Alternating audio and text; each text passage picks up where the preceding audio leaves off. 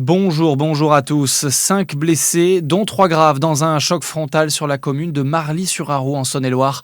Les deux véhicules impliqués circulaient sur une route départementale entre Gueugnon et Percy-les-Forges. Les victimes sont âgées entre 20 et 17 ans. Les 3 les plus gravement touchés ont toutes été évacués en urgence vers les hôpitaux de Mont-Solémine et de Paray-le-Monial. Une vingtaine de pompiers et membres du SMUR ont été mobilisés. Dominique Guidoni-Stolz se retire pour raison de santé. La candidate La France Insoumise à la mairie de Dijon ne pourra pas assurer le reste de sa campagne à 1 mois et demi maintenant du premier tour des élections. Nommé à l'unanimité au sein de ses soutiens, c'est son binôme Olivier Minard qui prend les commandes de la liste. Nouvelle perturbation sur la route à partir de demain. La 3e et dernière phase de travaux doit commencer sur le pont du Doubs à Navilly.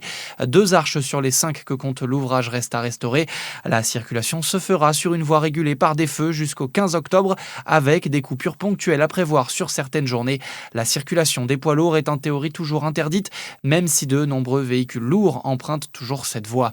Dans le reste de l'actualité, Capgemini tente de mettre fin à la polémique. Le géant français de l'informatique vient d'annoncer mettre en vente sa filiale qui travaille pour la police américaine de l'immigration.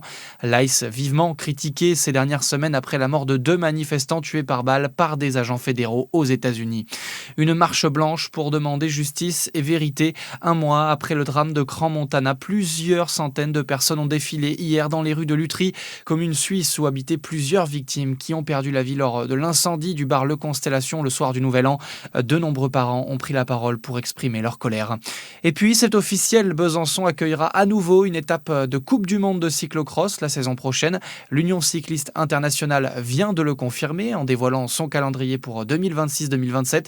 Le site de Malcombe accueillera les coureurs au beau milieu des fêtes de fin d'année le 29 décembre prochain. Bon après-midi à tous sur Fréquence Plus.